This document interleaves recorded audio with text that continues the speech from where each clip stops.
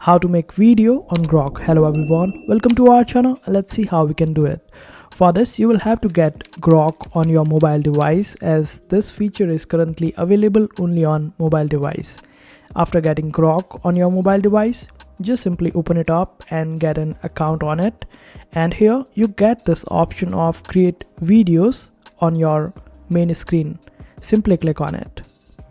And this is where you would be able to see different images that you can turn into videos quite easily, or you can just simply type a prompt in order to imagine any particular image or video that you are looking to get in motion.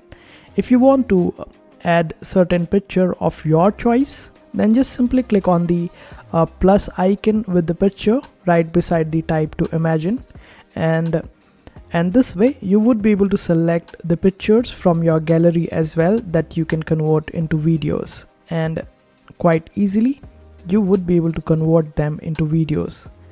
Like for example, if I'm selecting this one and click on make video, it will take a little time, and after that it will be converted into a video.